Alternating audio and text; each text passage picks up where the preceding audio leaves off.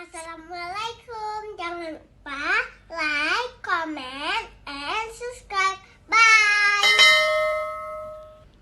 Bismillahirrahmanirrahim. Assalamualaikum warahmatullahi wabarakatuh. Waalaikumsalam. Alhamdulillah. Alhamdulillahilladzi arsala rasulahu bil huda wa dinil haqq liyudhhirahu 'ala dini kulli walau karihal kafirun. Asyhadu an la ilaha illallah wa asyhadu anna Muhammadan 'abduhu wa rasuluh. Allahumma salli wa sallim ala sayyidina Muhammad wa ala ali sayyidina Muhammad. Puji dan syukur marilah sama-sama kita panjatkan kehadirat Allah yang Maha Kuasa, yang mana Allah telah melimpahkan rahmat dan karunia-Nya kepada kita bersama, sehingga pada subuh yang berbahagia ini kita telah dapat melaksanakan salat subuh secara berjamaah. Alhamdulillah, mudah-mudahan Allah terima amal ibadah kita subuh yang berbahagia ini. Salawat serta salam kita senyum-senyumkan kepada Nabi besar Muhammad sallallahu alaihi wasallam yang telah membawa umatnya dari alam kebodohan ke alam yang penuh dengan rahmat. Yang kami muliakan Bapak Gisi, Ketua BKM, pengurus masjid yang di Prada ini, mudah-mudahan kami dari Jamaah Arbah telah datang ke Prada, mudah-mudahan diterima dengan baik. Alhamdulillah. Yang kami muliakan Bapak Profesor Dr. Syahrizal yang telah berhadir bersama kita untuk mengisi ceramah subuh kita pada subuh yang berbahagia ini. Yang kami muliakan Bapak Azwar sebagai penasehat Arafah dan juga sidang jamaah subuh Arafah yang telah berhadir. Mudah-mudahan selalu istiqamah dalam melaksanakan subuh secara berjamaah. Baiklah, insyaallah kami dari pengurus Arafah memohon maaf pesan sebesar-besarnya berhubung Ustaz Arafah tidak bisa berhadir bersama kita. Beliau ada undangan ke Sumatera Utara dengan Bapak Daniel. Insyaallah ahad depan kita menuju ke Masjid Al-Istiqamah Blower di belakang Dinas Kesehatan. Ya, mudah-mudahan kita selalu istiqamah dalam melaksanakan subuh secara berjamaah. Insyaallah mudah-mudahan kita di yaumil akhirah akan diberi Allah Subhanahu wa taala. Baiklah, kami tidak membanyakkan mukadimah. Kita panggilkan Bapak penceramah kita, yaitu Bapak Profesor Dr. Syahrizal MA. Kepada Al-Mukarram kami persilakan dengan segala hormat. Lebih dan kurang kami mohon maaf. Wabillahi taufiq wal hidayah. Wassalamualaikum warahmatullahi wabarakatuh. Waalaikumsalam.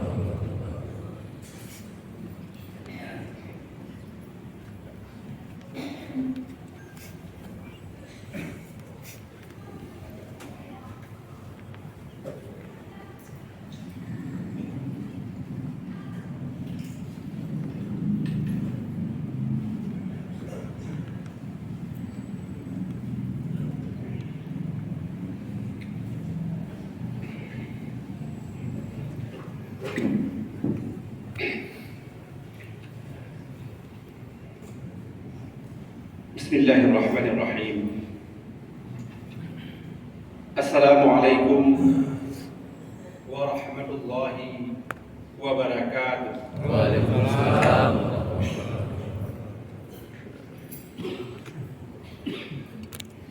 Alhamdulillahilladzi arsala rasulahu bil huda wa dinil haqq liyudhhirahu 'ala dini kulli wa kafa billahi syahida. Asyhadu an la ilaha illallah wahdahu la syarika lah wa asyhadu anna Muhammadan 'abduhu wa rasuluh. Allahumma shalli ala sayyidina Muhammad wa ala alihi wa ashabihi ajma'in. Amma ba'd. Qala Allah Ta'ala fi kitabihil karim, a'udzu billahi minasy syaithanir rajim. Bismillahirrahmanirrahim. Wa'tasimu bihablillahi jami'an wa la tafarraqu Wadhkuru ni'matallahi 'alaikum idh kuntum a'da'an fa'alafa baina qulubikum fa asbahtum bi ni'matihi ikhwana. Shadaqallahul 'azim. Kaum muslimin dan muslimat sidang jamaah subuh rahimakumullah. Marilah kita sambil beriktikaf memanjatkan puji syukur kehadirat ilahi Rabbi Allah Subhanahu wa ta'ala yang maha agung dan maha perkasa, telah memberikan nikmat dan rahmat kepada kita, memberikan kesehatan dan kesempatan kepada kita untuk hidup di dunia ini dalam rangka satu tujuan, untuk mengabdi kepadanya. Jadi kita memiliki tujuan hidup di dunia ini. Bukan tidak ada tujuan, ada ujung yang akan kita hadapi nanti, yaitu hari akhir. Tetapi kesempatan yang Allah berikan kepada kita untuk semata-mata beribadah kepadanya. Subuh yang mulia dan terhormat ini, kita bersama-sama melaksanakan ibadah salat subuh secara berjamaah sebagai bentuk ekspresi keyakinan, sebagai bentuk ta'abbud kita, sebagai bentuk tasyakur kita kepada Allah Subhanahu wa ta'ala. Ini kita lakukan semua karena kita adalah hambanya yang memang diciptakan untuk mengabdi kepadanya. Wa ma khalaqtul jinna wal insa illa liya'budun. Apa kata Allah? Aku ini tidak pernah dan tidak akan pernah menciptakan manusia dan jin kecuali hanya untuk satu tujuan, yaitu untuk mengabdi kepada. Jadi yang kita lakukan pada pagi hari ini adalah salah satu bentuk pengabdian kita kepada Allah Subhanahu wa ta'ala. Mudah-mudahan ibadah yang kita lakukan ini insya Allah akan diterima oleh Allah Subhanahu wa ta'ala. Kemudian selawat beserta salam mari sama-sama kita sampaikan keharibaan Nabi besar Nabi Muhammad sallallahu alaihi wasallam.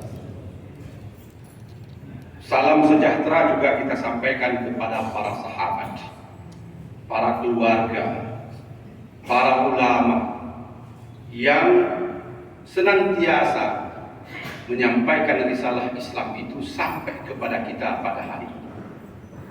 Dan ternyata kita punya kewajiban juga untuk mewariskan risalah ini kepada anak cucu kita. Jadi jangan hanya kita berpikir bahwa cukuplah syariat itu, cukuplah risalah itu sampai kepada kita saja. Kita tidak pernah berpikir bagaimana syariat ini, bagaimana risalah Al-Quran dan Sunnah itu kita wariskan kepada generasi-generasi yang akan datang. Rupanya kita punya dua kewajiban. Pertama, kewajiban untuk menjalankan seluruh ajaran Quran dan Sunnah, menebarkan nilai-nilai Quran dan Sunnah di dalam kehidupan umat manusia, menciptakan kedamaian, keadilan, kesejahteraan di tengah-tengah kehidupan umat manusia. Tetapi di sisi lain, kita juga punya kewajiban untuk mewariskan ajaran ini kepada generasi, kepada penerus kita di masa yang akan datang. Jadi kita juga punya kewajiban berpikir, menciptakan suatu strategi, menciptakan suatu upaya agar syariat Allah itu tidak hanya berhenti pada era kita, tetapi akan hidup terus sampai hari akhir. Yang kami hormati dan kami muliakan pengurus BKM Masjid Al-Hidayah Kampung Prada, para jamaah, hadirin dan hadirat yang berbahagia. Ini berapa menit Ustaz? 5 menit? Ini tergantung jamaah. Kalau jamaah bilang 5 menit jadi 5 menit atau 10 menit. Hadirin dan hadirat yang berbahagia, kita baru saja memperingati Hari Kemerdekaan Republik Indonesia yang ke-77 pada tahun 2022. Kemerdekaan bagi umat Islam memiliki makna tersendiri yang barangkali berbeda dengan pandangan kelompok atau umat-umat yang lain.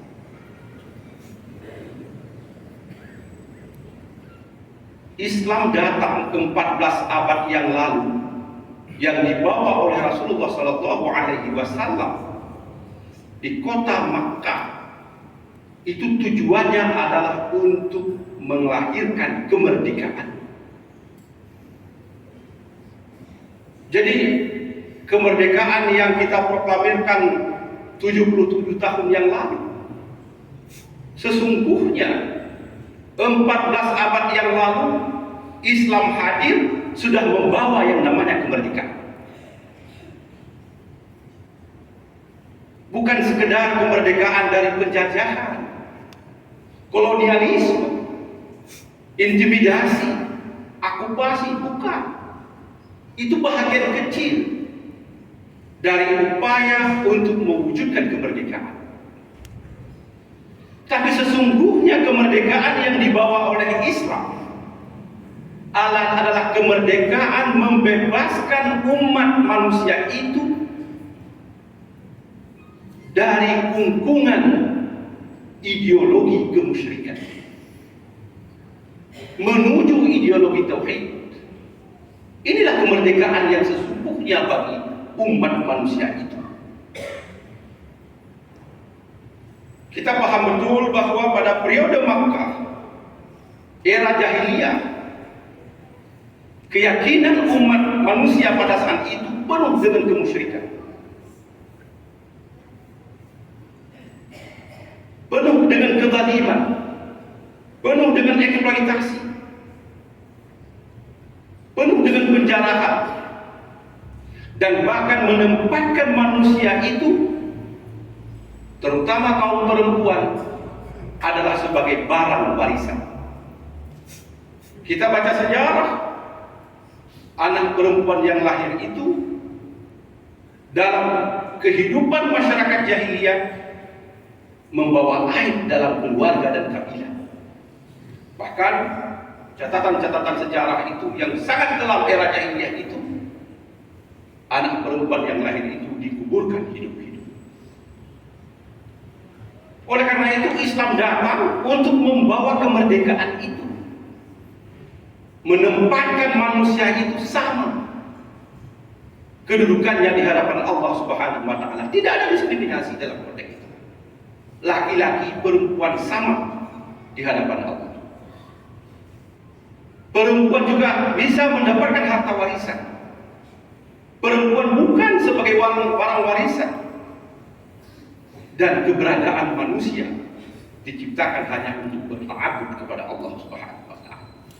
Dari kemerdekaan yang dibawa oleh Islam yang paling substansial adalah melepaskan diri dari keyakinan kemusyrikan menjadi keyakinan tauhid. Inilah yang kita rasakan sesungguhnya kemerdekaan itu. Yang kedua, makna kemerdekaan bagi pribadi mukmin dalam ajaran Quran dan Sunnah adalah ta'muruna bil ma'ruf wa tanhauna 'anil munkar.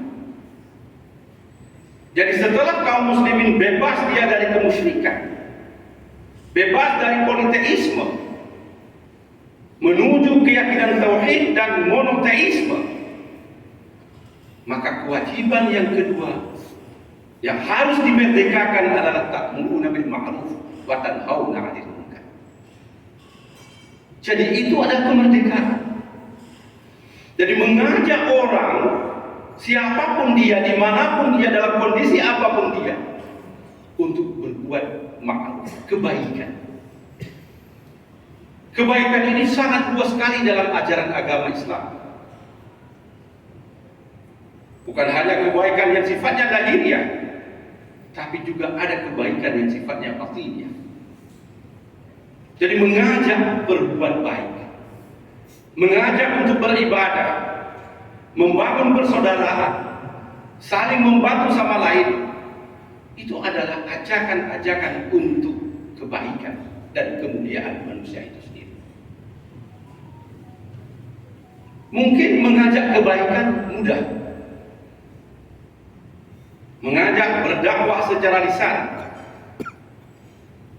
memberi contoh teladan dalam kehidupan sehari-hari di rumah tangga, di tempat kerja, di dalam kehidupan bermasyarakat, itu mungkin bisa. Tapi satu lagi yang paling menyulitkan adalah mencegah kemungkaran. Jadi ta'muruna bil ma'ruf wa tanhauna 'anil munkar, mencegah kemungkaran itu adalah hal yang paling sulit. Kenapa paling sulit? Karena banyak orang, ketika orang menegakkan kebenaran itu, mencegah kemungkaran itu, banyak orang bersinggungan atau berhadapan satu sama lain. Oleh karena itu, contoh-contoh yang diberikan oleh Rasulullah SAW itu patut dijadikan pedoman di dalam mencegah kemungkaran. Apa contoh yang diberikan oleh Nabi?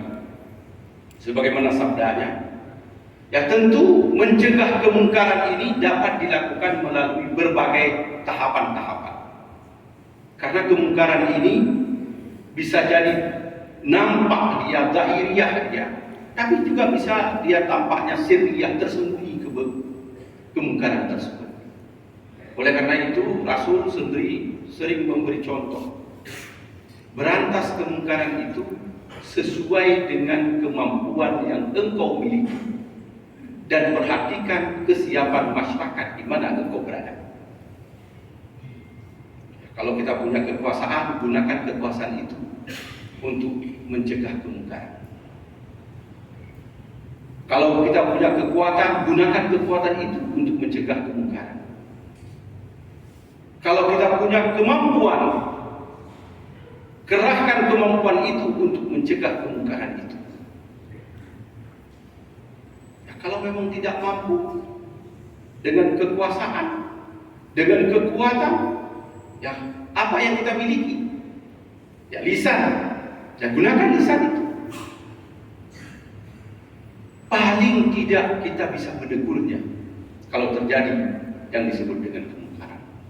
Memang berbeda dengan dulu era 70-an atau era 80-an atau era 60-an. Dulu kalau ada orang berbuat kemungkaran, masyarakat kampung, orang tua kampung itu bisa menegur. Nyawan yang kata kau masalah, kita bisa tegur. Nyawa yang kata perbuatannya tidak baik. Tapi sekarang kalau kita beritahu itu urusan, kata ya jangan beda. Demikian juga kalau dulu kita menyerahkan anak untuk mengaji, apakah di masjid, di surau, di menasah, di mana saja, itu orang tua itu bawa anaknya dan memberitahu kepada gurunya, kepada tengkunya, nuburno wanendon, munyo jahat, munyo bakat, yang serahkan batu. Dulu seperti itu. Kalaupun dipukul pakai rotan, ada mekanismenya.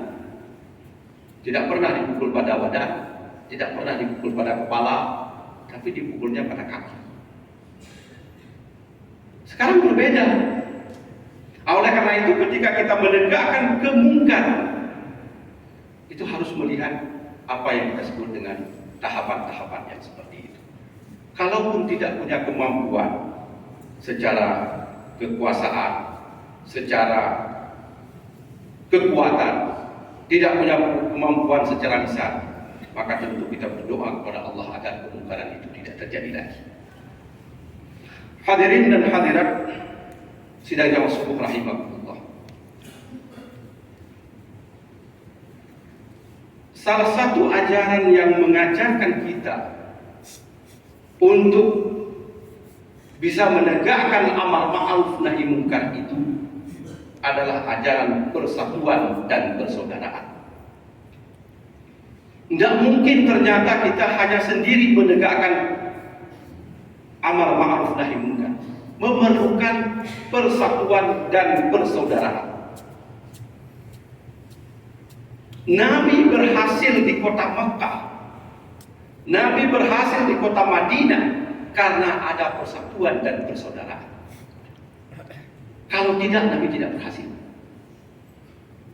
Oleh karena itu, salah satu konsep pertama dibawa oleh Nabi dari Makkah ke Madinah untuk bisa menegakkan amar ma'ruf nahi munkar, untuk bisa menegakkan risalah Islam adalah persaudaraan atau mu'akhah.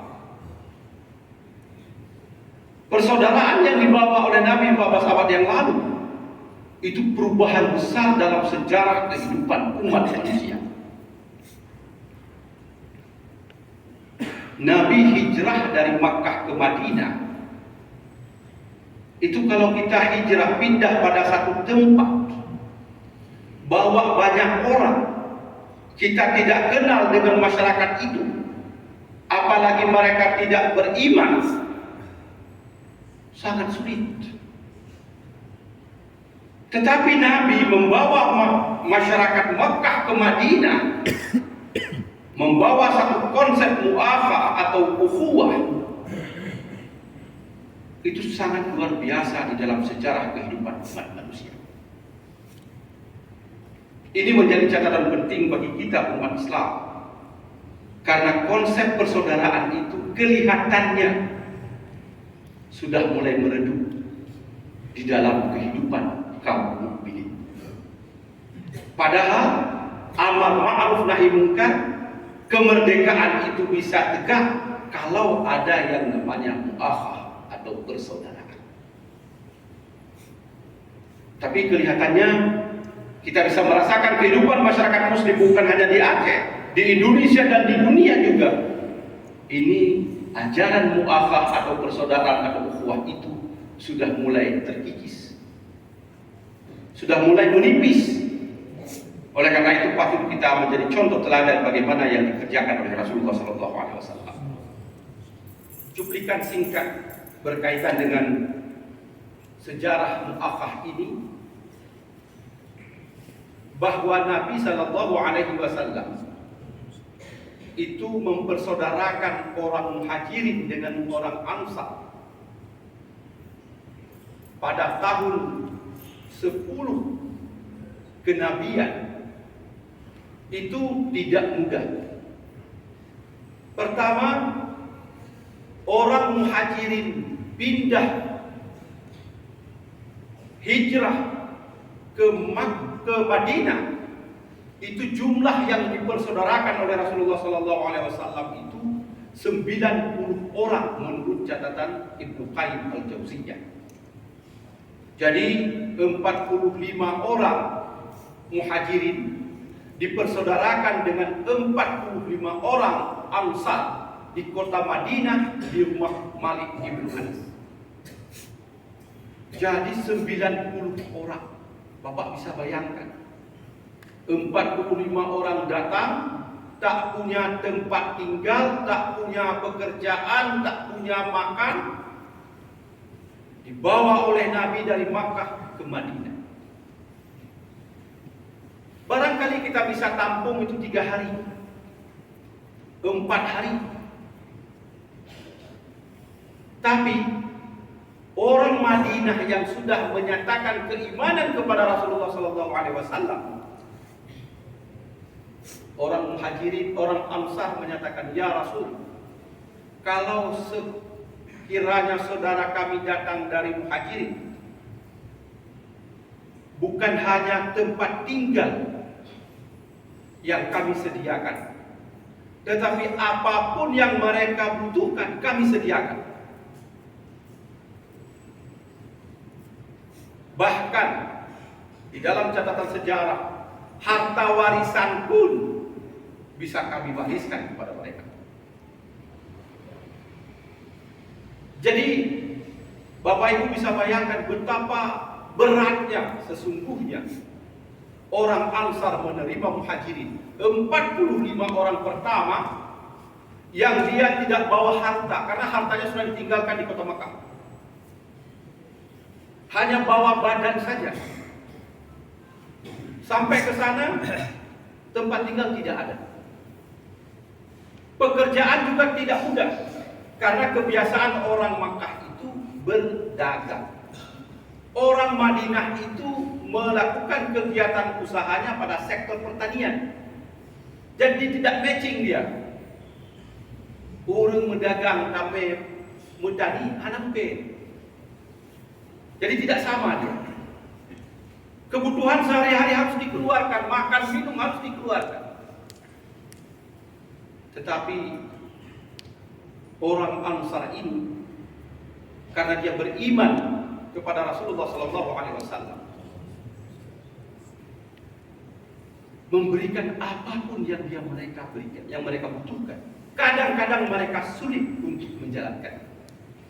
Sehingga Rasulullah SAW diadu oleh orang Muhajirin. Ya Rasul, kami belum pernah menerima mendapatkan saudara kami seperti kaum Ansar. Mereka menghibur kami kalau kami sulit. Mereka memberi bantuan kalau kami butuh. Mereka memberikan layanan kesehatan kalau kami sakit. Semuanya mereka berikan ya Rasul. Kami khawatir, kata orang Muhajirin, jangan-jangan seluruh pahala itu diboyong oleh orang Ansar. Cuplikan sejarah ini menjadi pertanda betapa pentingnya ukhuwah itu. Apa jawab Rasul terhadap aduan orang Muhajirin? Jangan-jangan kami tak ada lagi pahala ya Rasul. Sudah diambil oleh orang Ansar yang begitu baik kepada kami, dan kami tidak mampu membalasnya. Apa jawab Rasulullah SAW? Wahai kaum Muhajirin, pahala itu tidak berkurang. Tidak, mereka tidak akan memboyong pahala sebagaimana yang engkau persepsikan. Selama engkau memuji kebaikan mereka dan berdoa untuk kebaikan mereka. Jadi ketika diadu oleh Muhajirin kepada Nabi, ya Rasul, jangan-jangan pahala kami itu tidak ada lagi, yang ada hanya mereka saja. Kata Rasul, tidak. Selama engkau memuji mereka dan berdoa untuk kebaikan mereka. Catatan refleksi ini ditulis oleh Ibnu Qayyim Al-Jauziyah. Oleh karenanya, melihat cuplikan sejarah ini, bahwa ternyata persaudaraan dalam Islam atau ukhuwah Islamiyah itu cukup kuat.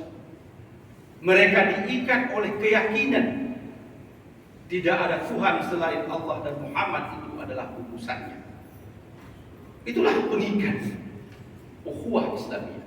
Kalau itu sama-sama sekeyakinan, sama-sama seagama, sama-sama dengan percaya kepada Allah dan Rasul, maka apapun perintah Allah itu, apapun perintah Rasul itu akan dilaksanakan karena kita sama-sama sekeyakinan.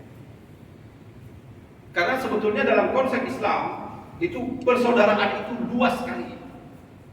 Bukan hanya persaudaraan ukhuwah Islamiyah, ada yang dikenal dengan ukhuwah insaniyah, ukhuwah basyariyah.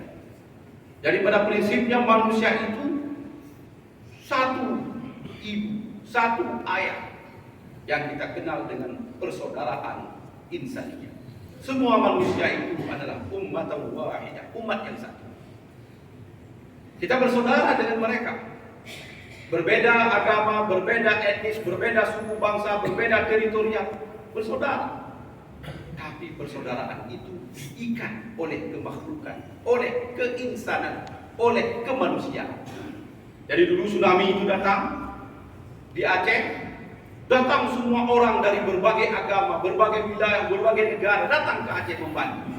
Tapi ikatan itu adalah ikatan insaniyah, ikatan basyariyah. Mereka sesama manusia itu membantu satu sama lain. Itulah konsep yang pertama. Islam membawa konsep itu. Yang kedua, ada namanya ukhuwah wataniyah. Jadi persaudaraan karena sebangsa, setanah air. Jangan dipikir bahwa dalam Islam tidak ada ukhuwah wataniyah, ukhuwah sebangsa dan setanah air. Ada. Dalam catatan sejarah kita bisa lihat Nabi Muhammad SAW itu sangat terikat dengan tanah airnya, tempat lahirnya di kota Makkah. Dari mana kita tahu bahwa Nabi terikat betul dengan kota Makkah? Tempat lahirnya, tempat kecil, tempat dibesarkannya. Di mana kita tahu? Kita bisa tahu dari sejarah bahwa ketika Nabi hijrah ke Madinah, itu hampir beberapa waktu ketika 1 minggu setelah hijrah, Nabi teringat betul dengan kota Makkah itu. Selalu dia cerita sama sahabat, saya ingin kembali ke kota Makkah. Tapi perintah kembali dari Allah tidak turun. Jadi Nabi itu ingat betul dia dengan kota Makkah. Jadi kalau kita tidak ingat kampung halaman, tidak ingat tempat kita lahir, kita dibesarkan, itu sebetulnya kita mengingkari fitrah kemanusiaan. Saya beri contoh lagi, misalnya sebelum kiblat kaum muslimin di kota Makkah, itu kiblatnya ke Baitul Maqdis. Itu kiblat umat Islam pertama itu ke Baitul Maqdis. Tapi Nabi selalu teringat dengan kota Makkah. Teringat dengan tempat lahirnya. Teringat dengan saudaranya, kakeknya, ayah ibunya, teringat dengan kawan-kawannya di kota Makkah. Dan teringat sekali dengan Baitullah, di mana Nabi Ibrahim alaihissalam membuat kota ini menjadi kota yang tenang, kota yang aman, kota yang makmur, yang hanya lembah, dan meletakkan apa yang kita sebut dengan Hajar Aswad dan Baitullah. Nabi teringat itu. Ternyata keterpautan Rasulullah SAW dengan kampung halamannya, kota Makkah, dengan Baitullahnya, dengan Hajar Aswadnya, maka Allah memindahkan kiblat kaum muslimin dari Baitul Maqdis ke Masjidil Haram. Fawalli wajhaka syatrul Masjidil Haram. Rupanya keterkaitan akan tanah air, tempat kita lahir, tempat kita tumbuh, tempat kita bermain, ternyata berpengaruh juga di dalam kiblat kaum muslimin. Itu bukti bahwa Rasulullah SAW sangat terikat dengan kampung halamannya. Oleh karena itu, ukhuwah wataniyah dalam Islam itu ternyata memiliki dasar yang kuat dari contoh teladan Rasulullah SAW. Yang terakhir tentu ukhuwah Islamiyah, bagaimana yang kita pahami. Hadirin sidang jamaah subuh rahimahullah. Bagaimana upaya kita ke depan untuk membangun ukhuwah Islamiyah ini? Bapak bisa lihat sekarang ini bagaimana konflik terjadi di kalangan kaum muslimin. Bapak bisa lihat betapa kemiskinan berada di tengah kaum muslimin. Pembunuhan, penganiayaan, pelecehan seksual macam terjadi di tengah-tengah kaum muslimin. Salah satu faktornya adalah kita tidak lagi kuat ukhuwah Islamiyah kita. Oleh karena itu Rasulullah SAW memberikan beberapa contoh teladan apa yang harus kita lakukan dalam rangka memperkuat ukhuwah Islamiyah, persaudaraan di antara sesama kaum muslimin. Yang pertama, kata Rasul, orang mukmin ini bersaudara sebagaimana kata Al-Quran, innamal mu'minuna ikhwatun fa aslihu baina akhawaykum. Jadi mukmin itu bersaudara. Bersaudara sekeyakinan itu jauh lebih kuat dan lebih kokoh dari persaudaraan senasab. Orang beda keyakinan itu tidak bisa dia mendapatkan hak-haknya sebagai saudaranya kaum mukmin. Jadi kekuatan ukhuwah Islamiyah itu melebihi kekuatan nasab. Nanti kalau ada contoh sejarah banyak sekali kita bisa lihat. Kasusnya Abu Talib dengan Muhammad Rasulullah SAW berbeda. Hubungan nasab jalan, tapi hubungan keyakinan tidak bisa bertemu. Oleh karena itu Rasul memberi 4 pola, 4 hal yang patut kita pahami bersama tentang memperkokoh ukhuwah Islamiyah.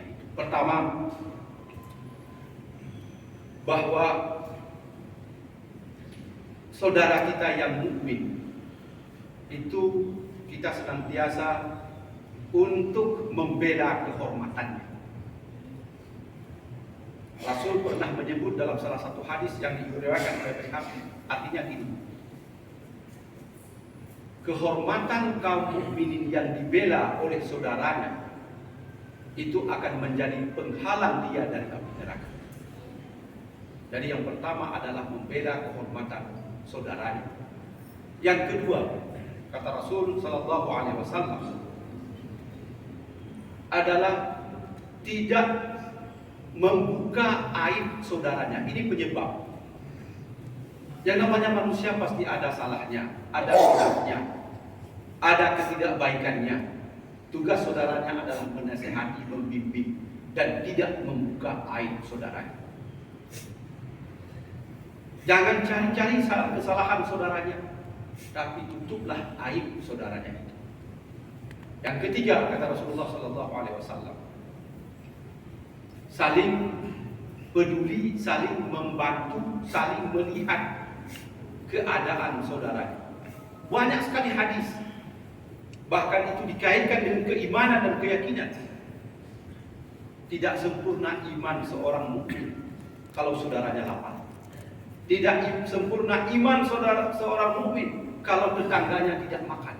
Seperti itulah gambaran betapa pentingnya persaudaraan antara kaum mukminin. Yang terakhir, kata Rasulullah SAW, bahwa kita senantiasa berdoa kepada saudaranya agar mereka itu selamat hidup di dunia dan di hari akhir. Inilah beberapa catatan akhir dari makna kemerdekaan, makna persatuan, makna persaudaraan, baik persaudaraan basyariah, persaudaraan wataniyah maupun persaudaraan Islamiyah. Jadi ukhuwah basyariah, ukhuwah wataniyah, dan ukhuwah Islamiyah. Demikian beberapa catatan, mudah-mudahan ini menyadarkan kita betapa pentingnya persaudaraan yang dibangun di tengah-tengah kaum mukminin. Hadanallahu wa iyyakum ajma'in. Wassalamualaikum warahmatullahi wabarakatuh.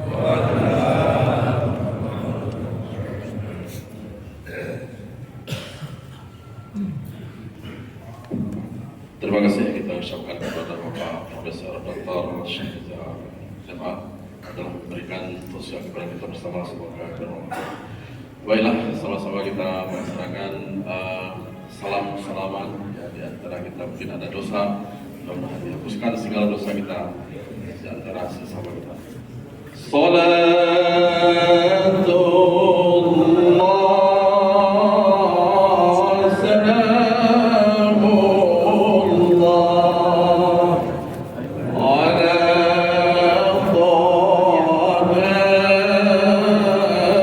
Rasul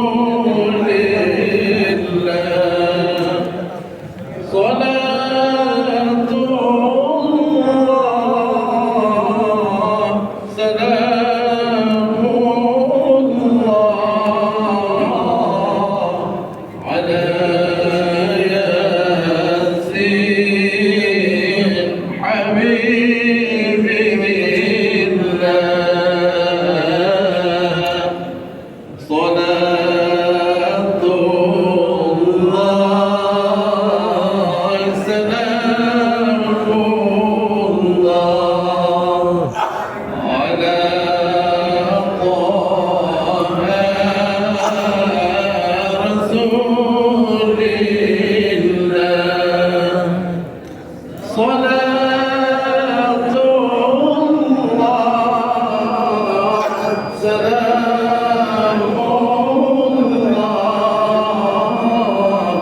على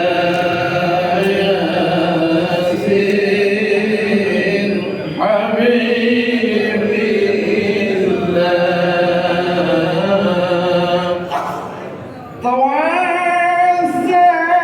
توسلنا بسم الله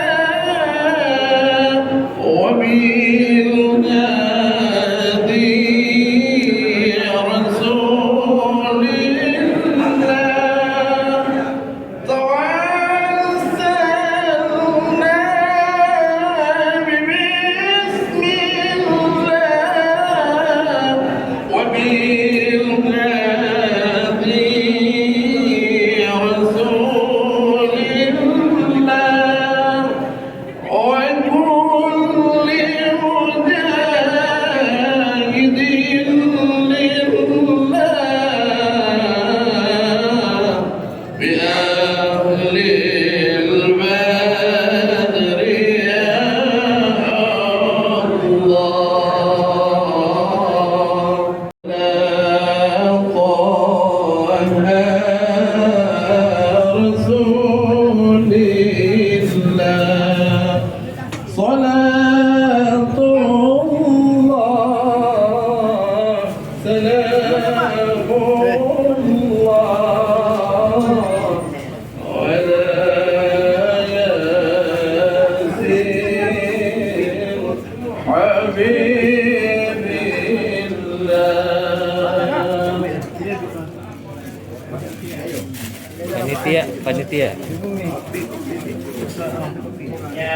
Panitia. Panitia ya. Ada ibu senengnya di depan saya. Bapak kita foto bersama sekarang. صلاة الله سلام الله على ياسين حبيب